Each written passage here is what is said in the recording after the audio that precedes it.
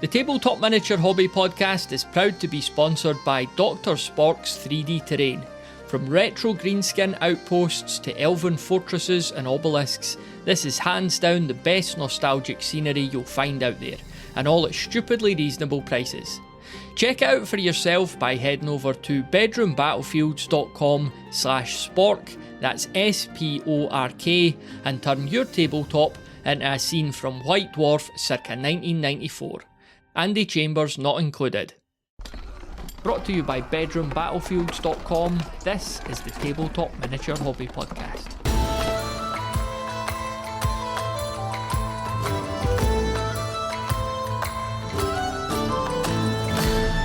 Hello and welcome to the Tabletop Miniature Hobby Podcast. It's Matthew with you here, and it's a hobby update episode. We've been taking your voice clips throughout the month of April 2026, and we've got a good selection as ever. Let's get right into it.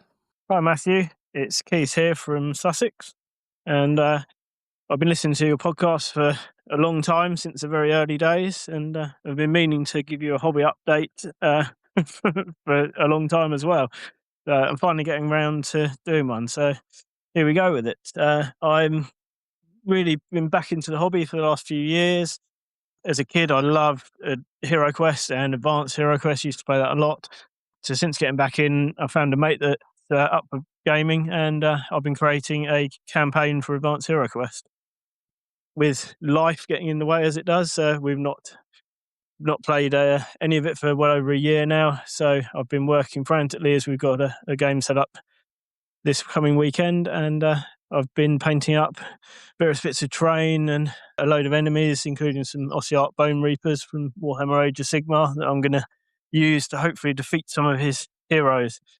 So yeah, looking forward to that. It's be good to get a game back in soon, and I'm not on the Discord, but that's something I might have to amend soon. It's not something I've ever done, but maybe I'll check it out. It does sound like a good place, and maybe there'll be someone else local to me that's up for some gaming. Anyway, keep up the great work on the podcast, and I'll try and update next month as to how the game went. Hello everyone, Callum, aka Dr. Spork here. Not a bad month hobby-wise. Finally got my much-delayed tower released. My test print of which went off to Johnny Watson's Battle of Wynham Hill to be presented to the best painted army. Unsurprisingly, it went to the very talented Dread Paints, so I look forward to seeing how he gets on with that. And I have now got stuck into Carrock Spork, some dwarven scenery which will hopefully help Jason build his massive table for Boyle this year. So keep an eye out for that.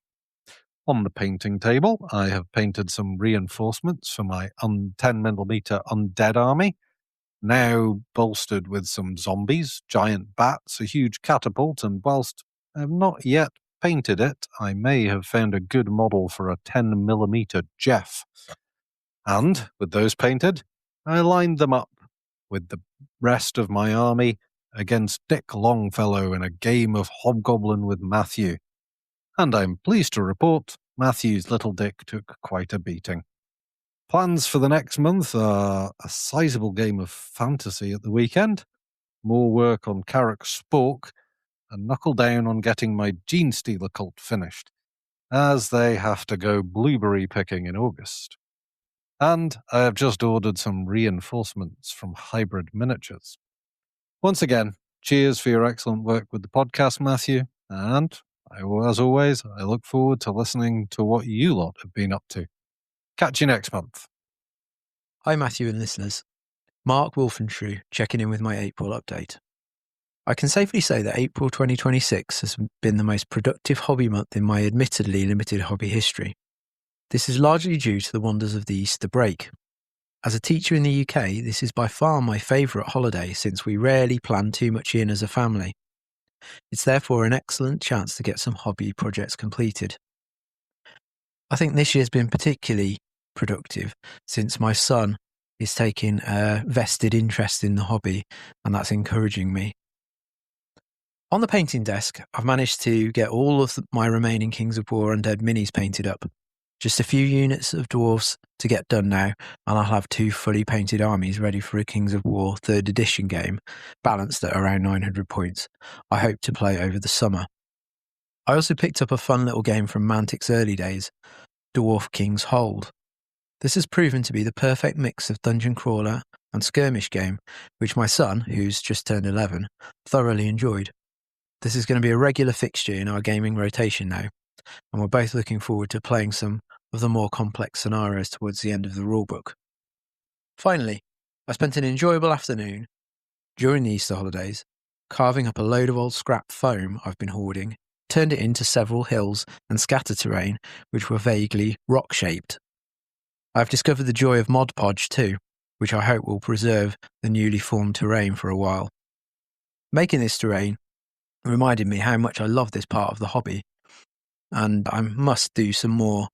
I've got some cheap trees from Temu, which have been sat in my drawer for over a year, which I need to spruce up a little bit and make look a little bit more interesting. I think that's my next project. As always, I thank you for the varied and inspiring content of your podcast. I look forward to hearing what everyone else has been busy with this month. Hi Matthew, your local neighbourhood Bruce here, aka Roll for Wounds on the Discord. Making my submission again because I accidentally gave away a spoiler on my faction's intentions during the global campaign, which is annoying. So that's 5-minute rambling voice note you'll never hear. Anyway, what have I been up to in my hobby? I'm afraid the answer is the same as it's been for many months now, which is designing, playtesting, and producing the game that you've never heard of or played or seen. But that is what I'm doing. I'm deep in the bowels of game making. And to give you a little mini designer diary, the rules that I've created for this game have been pretty thoroughly playtested by now. I'm very happy with them. There's a little bit of polish to add, but when isn't there really? But it is amazing to play it now, however many, goodness knows how many times I've done it, but to play it with different people and watch it click. And unless everyone's being extremely polite to me, and I don't think they are, it's a proper game that's playable with rules and balance and fluff and explosive events. So that's good. Where am I at with the process? Having done the rules, I've now got the gargantuan task of writing all the scenarios and the fluff, getting the artwork done, getting the graphic design done, some of which I can do, some of which I need help with. But I'm very much shifting from the mechanical side to the creative side, just to wrap it all up in a bow before I move on to the practical side of components and cardstock and all that fun, which I suspect will be quite tedious once I start to realize the ergonomic realities of what I've dreamed up. But anyway, that's where I'm at with my game. I apologize. I keep repeating myself in these updates. You know, what am I up to? Making a game. Well, I'm afraid that is what I'm doing. So there we are. I'm enjoying the global campaign that Jason's concocted. I'm struggling to keep up a little bit, but that's just my relationship with Discord. But I have a pretty good idea of where my faction is and what their intentions are, or at least what I hope they'll do. And I'm going to do some games this month. I don't know what games they'll be, but I'll be doing a game or two just to represent them in the field of battle. So anyway, that's really great fun, and I will try and hunker down and just digest it a little more. It's just messages flying up and down. It's very hard to keep up with sometimes, but it's a testament to the community you've fostered. Anyway, I'm going to go now and do some work and then do some play, which is to say I'm going to playtest my game again. And then that's it. Wish you all well and have a lovely May bank holiday ahead for those who celebrate it. Hi, it's Dave calling in with my hobby update for April. I'm out for a dog walk with a dog. So I had thought that I hadn't really been up to much this month, but of course I caught myself on because I have. I had a whole list of minis on the painting desk, which I've realised I've been up to this month. So it started off early on in the month. I was talking to Dan Adam on Paint All the Minis about Necromunda. Head over there, you can listen to that. That got me thinking of a couple of old Goliath that I had, which I had shaved bald at one point in my youth, and we were talking about that on the minis chat in the Bedroom Battlefields Discord. So I decided to do a wee tutorial on green stuff sculpting mohawks back onto them. So they got their hair back, which was nice. Also, my son has been looking to get into the Miller Strategy Battle game. So we have been painting up a wee bit of Rohan and a wee bit of Army of the Dead. And I also put together a Stone of Iraq objective marker made out of a Christmas bauble, which turned out really well. I did painted like a marble effect kind of thing on it, which worked quite well. I'm quite happy with that. Also been mucking about with crunching up eggshells for basing material. So a wee bit of eggshell and sand mixed onto the base. Put it on a troll base. Worked really well. Works a lot better on like a bigger base. Like we've got a monster size base. So that was great. Happy with how that turned out. Also been working through just wee bits and pieces as I go for playing some Space Weirdos bands. So I painted up a Kroot. I painted up one of the Banshees that Ed gave me as well. And haven't done any more Lamenters this month, but they're still on the board. Painted up, what you call them, Treebeard, the Ent, and I had a bunch of old made of sticks DIY tree men from years ago that I green stuff sculpted some. There's a mad next door neighbor dog, doesn't appear to appreciate people recording audio feedback in his back garden. So I had DIY tree men that I put some faces on with green stuff and painted them up as well, and finished it all off by painting an old goblin rock lobber. So that's been everything on the painting desk this month. I played one game this month. I should probably see how that's to be reported if necessary. And then of course, that ties into the Siege of Carrickspork, which has been an absolute brilliant thing to jump into this month. I had deleted a couple of like mobile app games that I was just spending way too much time on my phone, kind of wasting my time on those. And I think just getting into this campaign this month has kind of filled that gap a wee bit. So I'm maybe a wee bit too obsessed. I've jumped in a bit too both feet first and head first at the same time. But it's really great. It's exciting and inspiring. I've been looking at the old, like the previous battle reports from the campaigns, and looking at them just for some inspiration, some background on it, which has been really fun. It's been inspiring me to write some stuff and have a bit of fun that way too. So yeah, I'm really enjoying that, and it's really great sort of just meeting some of the other guys in the Discord who I don't probably hang around in the same threads with.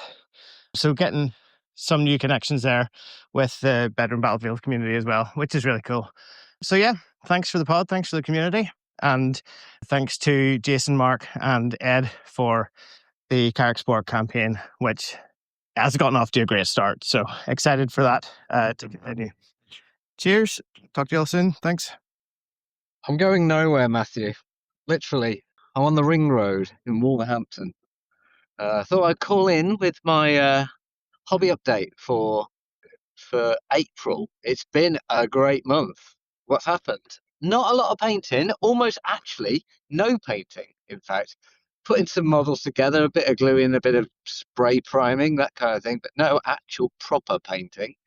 However, it's been quite a bit of gaming, so I've had 2 or 3 games, the biggest and best of which was the amazing Call of the Crown game that Johnny Watson held over in Nottingham a couple of weekends ago, and there was about 13 or 14 of us, something like that, maybe more, and it was a massive game of Warhammer. Went on all day in a pub, in a room above a pub. We had lunch there, and great to meet loads of new people, catch up with some old friends. It was really lovely day, and nice to meet people in person that I'd only met online as well. So yeah, that was fantastic. And then of course we've had the kicking off of the mega global participation campaign, The Fate of Carrickspork, which Jason has has been masterfully putting together and games mastering, and it's been brilliant to see all that coming together and just how many people have got involved across the whole community. We've got over 40 players, which is just phenomenal, really. And that build up to the big game of Bring Out Your Lead is ever increased and improved by just how people have got involved in this campaign. So really exciting. There's more games on the horizon as well coming up. So I'm just looking forward to getting out there, meeting people, playing. But I do need to get back to that painting table because those models are not going to paint themselves. But I'm really looking forward to hearing what everyone else is up to. And I will catch you all soon. Okay, toodaloo. Hi, Matthew. It's Sean here from Stoke. First time caller, long time listener. Great show. Love the community. I love the contributions that you get from both hobby professionals and the average Joe like me. My hobby history, well, I go back to the dark ages of the late 80s, and I've gained just about everything that you will have ever heard of from Games Workshop through any other sci-fi or fantasy or historical games, role-playing games, hugely into. The only thing I don't really do is computer games. I think I stopped at the Sega Mega Drive with the Sonic the Hedgehog. At the moment, I currently play almost exclusively Peter Pig historical games or Mantic games. I own just about everything Mantic do. Lots of company, love what Ronnie Renton does and the team. Always happy to support whatever they've got going. Whether I get to play very regularly or not is another matter. And the same with Peter Pig, really, or a 15mm historical manufacturer who make figures, write rules, and if you don't like games played on grids, then you might not be very interested in what I'm going to say, because almost everything that Peter Pig write is played on a grid using squares or hexes in the case of their American Civil War naval and pirate ships game. As a hobby update, then, for this month, I'm painting mainly Egyptians for the Sudan in the 1880s. That's relevant to Peter Pig's game, which is currently being play tested, which is a rewrite of their patrols in the Sudan game. It's a small unit game with probably 3 or 4 units aside, but it's got some really innovative mechanics in it. The British are basically small platoon, probably out patrolling in the desert, perhaps looking to set up a heliograph or rescue an officer or scout a village. And then the dervish are looking to interfere with that. And I'm painting an Egyptian force for that, who will be pretty rubbish on the table, I guess, but will look lovely in their white uniforms and red fezzes. But I'm nearly done with that. I'm a bit slow on it. Painting mojo comes and goes like with all of us. So they're on the go, not far from done. I'm also painting some early First World War Germans for Peter Pig's game Square Bashing, which is simply one of the best games ever created. And I'll die on that hill if anybody wants to argue with me.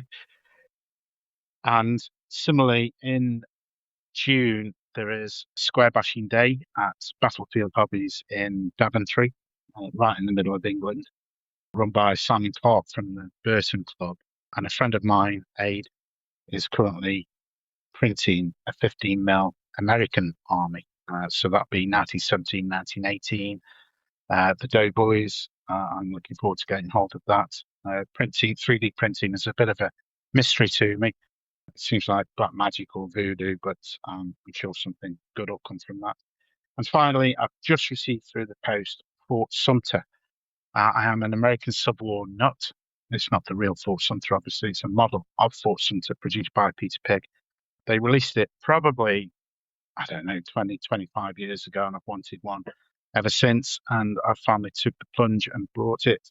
So I'm doing research on how that would have looked in the mid 1860s. And when I get it done, I'll post a picture up and hopefully start to engage with the community a bit more now. I found you on Discord, so I'll get involved on that side. Keep up the great work. It's really my favourite tabletop hobby podcasts that I listen to at the moment. There's a great range and breadth of subjects that you talk about, and the guests that you get on are incredibly inspiring and usually lead to me spending some more money. So let's keep up the good work and hopefully speak to you soon. Thank you. Do you have 10 seconds, literally 10 seconds, to tell me how and where you typically listen to the Tabletop Miniature Hobby Podcast? If so, find our micro survey over at bedroombattlefields.com/fast, tick a couple of boxes, and you'll have helped your old pal out here immensely. That's bedroombattlefields.com/fast, FAST, and now back to the show. Hello, this is Darren, Narad from the Discord, calling in from California with a hobby update. It's been a few months since I've called in because I went through a bit of a lull last few months. I can't quite remember why, but I finished some stuff and just didn't really know what to do next. I got a little stuck trying to finish some models from the newer version of Dungeon Saga, and I realized I just don't like them. They're some kind of weird evil elf type lady figs, and then these like kind of chaos dwarfy figures, and you know what, they're just kind of annoying to paint. So anyway, that paused me for a while, but now I've painted a unit of Beastman, and I'm starting on another small half unit. Working on that. I've been working on some elves, another unit of elf archers from Oathmark, and then doing a bunch of different metal hero models from Oathmark. Those are really great. All the kind of the kings and the witches and the hero models for Oathmark are great and fun to paint. And then I find myself and then I painted a Kraken. This kind of like a D&D model, a big huge squid basically, and a hook horror, another D&D monster. So I painted a few monsters, and a couple of new developments with my gaming. Number one, which is great, is that I've joined a D&D game on Thursday nights on Zoom or Discord, and that's awesome. We've been going about 5 or 6 sessions now. I'm really enjoying that. I get to play rather than DM in the Dolmenwood setting. It's really fun. And then the other thing is that I kind of splurged and I bought a new game called Guards of Trader's Toll it's from the UK, so it's shipping from there, taking forever. And it's this kind of, I don't know, some of you will know more about it than me, but it's got a bunch of cards and some specialized dice, and basically you play like fantasy cops, fantasy, town guards, and you go around and try to there's kind of random crimes happen and random problems happen. You go around and try to sort of solve the problems without pissing off the people of the city too much. So what you do is you set up kind of a town square, a miniature town square to play in, like a 3x3. So the box comes with a whole bunch of townspeople miniatures, a bunch of kind of civilian non-combatant miniatures. And I already have a bunch of those. So I'm looking forward to that, looking forward to getting that in a few weeks. In the meantime, I'm kind of pulled out all my sort of villager type of miniatures, and I've been touching them up a little bit. Some of those are really old. I was gluing them, a bunch of them, to some bigger bases, and I was like, oh, this is 1983 TSR model. Oh, it's a 1992, Rapham or Ralpartha miniature. So that was kind of fun. And anyway, I think I've rambled way too long, so I'm going to let you all go, but hope everyone's doing well. And thanks for the podcast, as always. Cheers. Greetings, everyone. Mark Snacklewolf from the Discord. Updates. Working on more Epic Warpath Marauders, and I'll drop pics of those when they're completed. But what really has my tail wagging is what I've nearly finished, and that is the last of 48 infantry from the Lord of the Rings Battle of Edoras box set. Once the Archers of Rohan are completed, I will only have the heroes remaining from the set. We plan on playing the Burn the City scenario. I'm really excited for it. And I know if I buckle down and finish the heroes, at least the ones on foot, the game would be more interesting and enjoyable to play. But we'll see. We're really eager to give it a go. On the note of, hill tribesmen burning and looting, I'm wondering if I would enjoy the game Pillage. It certainly seems aligned with my gaming aspirations. The hobby element looks fun. I may ask all of you about that on the Discord, see if you recommend it. And I will certainly post my archers when they are done for your entertainment and hopefully your inspiration.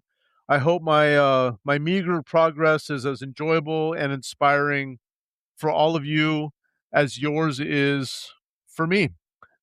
That's it. Best wishes and happy gaming from Central California. Hi, Matthew. Martin here, Martin S. on the Discord, with my answer to the question of the month, hobby update. At the moment, there's a bit of figure prep on the go. I'm still winding through some mass rebasing of 15mm biblical era troops. That's nearing the end. Seems to have taken forever. I've also got some 28mm M4 Orcs slowly making progress. Lots of other small projects or irons in the fire. However, the main distraction was, despite my vow to avoid acquiring any more stuff, I've picked up a 15mm Polynesian Islander force from a small company called Mick Yarrow Miniatures in Yorkshire. This is because there's a tournament being announced early August in Gloucestershire. And the theme for that is Americas and Pacific. So any DBA army from North, South America, all of the Pacific. So it was too tempting. So they'll get a rapid paint job. Should be relatively simple. They're mainly skin, hair, and some sort of grass skirt. Well, the look of them shouldn't take long. The other tournament-related stuff going on, I ran my own DBA tournament last Saturday, which went well. And I'm working towards another tournament, which I'm attending in middle of May, which is a 15mm DBA matched pairs tournament. You take a pair of armies, which were historical enemies, and your opponent picks which one of the two he wants to use. That should be exciting. Always good. Usually see lots of strange things turn up. Armies which wouldn't normally see the light of day during open tournaments. I've also got a 28mm Dragon Rampant tournament to go to in Nuneaton, run by the Coventry Scimitars. They're a good bunch, and it's always worth going to that. Taking a friend from Farnborough, so it's going to be a bit of a long day with lots of driving, but get 4 games in, should be worth it. As always, many thanks for the blog, the newsletter, and the podcasts. I look forward to hearing what the other guys are up to. Many thanks. Cheers. Hello, Matthew. It's Ed here from Sussex on the Bedroom Battlefields Discord. Just calling in with my hobby update for April. So April has been about 2 things. It's been about 2nd edition 40k and about Blood Bowl. Blood Bowl first, because that's probably the quicker and easier one to do. I'm just started running a Blood Bowl league at my local club, which started on Sunday, just gone. I'm running my Dark Elf team, so got in a couple of practice games and repainted the bases to make it a little bit clearer for people to see which positionals which. And played the first game of the league on Sunday, which was a 0-0 draw, bit of a messy game. But I was pretty exhausted from a very busy day of gaming on Saturday, which is really where the heart of my my hobby update really is, because I spent this month trying to get everything prepped, scenery painted, rules checked, lists written, surprises come up with, as I GM'd a big game of 2nd edition 40k. We played a game on an 18-foot by 4-foot board with 6 players aside, each player controlling about 1,000 points. plus some psychers, plus some extra models which I had brought along to come on as reinforcements at various points in the game, including an Orc Stomper and some Space Marines that teleported in, along with various assassin characters and all sorts. We played 4 turns over, the game itself probably lasted 5 to 6 hours, plus setup and breakdown, so that's 7.5 hours all total. Yeah, and it was a fantastic day of gaming. Lots of fun was had by everyone. Jay and Adrian and Clem from the Discord all came and joined in. And I think they had a good time too, alongside a group of old Hammer, sort of Hero Hammer players from my local club. So yeah, it was a big affair. Took lots of organising, but once it was all underway and on the day, it really ran itself very smoothly. Having me as the GM and not as a player, I think made a big difference to that, because it just meant we could sort of step in and give rules clarifications, rulings, that sort of thing, help keep people focused and keep the game moving. In terms of the result, it was a really tight game. To be honest with you, it was probably a result as on the table was probably more or less a draw. We weren't scoring points the way my club runs narrative games. Is we look at the table afterwards and we decide what the balance of play is in terms of missions achieved and how much of your army you have left, all that kind of stuff. What was the narrative of the game? That's really how we decide victories and losses in our club. And so I did the same thing.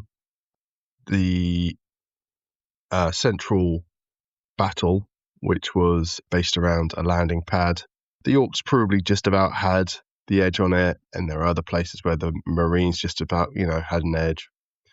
So it was really a draw. So I needed a tiebreaker, and I'd made a joke earlier in the day about stealing biscuits from each other's plates of biscuits, because both the attackers and defenders had a plate of biscuits. And Jay, actually from the Discord, successfully stole 5 biscuits from the Imperial defenders. So that's what decided the battle. The Orcs took the biscuits and decided a close fought battle day, and great fun was had all around. I'm looking forward to running the next one next year already. Already got some ideas running around in my head. Anyway, thanks very much, and hope you all have a great day. Cheers. Hello, Bedroom Battlefields crew. Just a quick update to say that for the month of April, it's mostly been Necromunda, and more Necromunda. I've got my Goliaths mostly painted, a few more still to go. Working on Escher, finishing up some rat skins, trying to narrow down the paint scheme for the corridor, and trying to collect some of the missing Van Saar. I was very lucky that a nearby yard sale was selling some old Warhammer miniatures. Got a few of them and got some Van Saar there. Couple of repeats, but different paint job, different hair color. It all works. But yes, I hope that this time next month I can report on the first couple of games of my Purge the Underhive campaign, in which the Ecclesiarchy and the Sisters of the Withered Rose try and do something about all those heretics downstairs in Necromunda. Huge thanks to everyone who submitted a clip throughout the month of April 2026. And if you'd like to submit a clip this month, you could do so by heading over to bedroombattlefields.com/voicemail. All right, now on to my own hobby progress then. So I played a game of Hobgoblin with the good Dr. Spork recently, and you'll not be surprised to learn that Lord Marshal Dick Longfellow was once again on the losing side. We played the Burn 'em Out scenario from the Hobgoblin book, and unfortunately I couldn't stop the tavern or the brewery from being destroyed by the undead. Nevertheless, it was a really fun game with lots of cinematic moments, and as ever, I look forward to the next one. Dick will rise again, mark my words. he will. I also want to say thanks to Callum for bringing me some of his excellent 3D printed hills, which I'm looking forward to getting a start on. I've got my green spray paint and PVA glue ready. I just need to get down the beach with the wee one this weekend to collect some sand. So I'll undoubtedly have some pictures for the Discord in the coming weeks, and I'm looking forward to introducing some elevation to what has been a very Dutch tabletop up until now. Whilst we're on the subject of thanks as well, I'll give another one to listener Mark, who very kindly sent me his copies of Hero Kids and RPG Kids after hearing me talk about Amazing Tales on a recent episode.